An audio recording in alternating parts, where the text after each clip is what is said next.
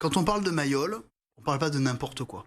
On parle d'un bien commun, d'un bien qui fait partie du patrimoine toulonnais depuis 120 ans. Et toutes les Toulonnaises et les Toulonnais ont un lien avec ce stade. Je défie quiconque de trouver un Toulonnais qui n'a pas un lien avec ça. Donc quand on parle de Mayol, je crois qu'il faut le traiter avec objectivité, ce sujet. Et aujourd'hui, le RCT ne le traite pas avec objectivité. La conférence de presse, elle était orientée. Elle était orientée pour faire croire aux Toulonnais des choses qui ne sont pas vraies, ou en tous les cas, où la vérité a été travestie par moments.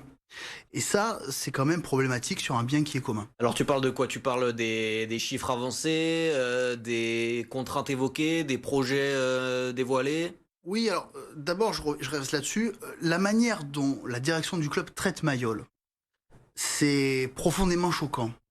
C'est choquant parce que on peut pas parler du stade Mayol comme un vulgaire entrepôt dans une zone industrielle qu'on raserait. Enfin, franchement, il y a du mépris. Il y a du mépris aussi pour les 30 millions d'euros qui ont été investis ces 20 dernières années dans le stade.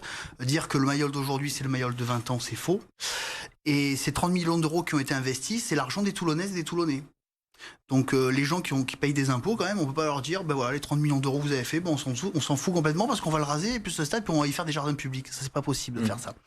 Ensuite, sur les chiffres qui ont été annoncés, tous les experts, les personnes proches du dossier, s'accordent à dire que 200 millions d'euros pour un nouveau stade, en tout cas à cet endroit-là, avec les caractéristiques, c'est sous-évalué.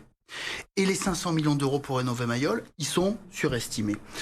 On se base sur quoi pour ces chiffres-là? On se base sur des études qui ont été faites par le RCT. Commandé par le RCT. Commandées par le RCT, financées par le RCT, sans concertation avec la municipalité et avec la mairie qui est propriétaire du stade. Alors, c'est unilatéral ces études, ça c'est acté. C'est unilatéral. Bon, alors quand même, encore une fois, je reviens sur mon premier point, de l'objectivité. C'est pas objectif par conséquent si c'est unilatéral. Donc voilà. Donc moi là-dessus, déjà sur les chiffres annoncés, j'ai mis des gros doutes.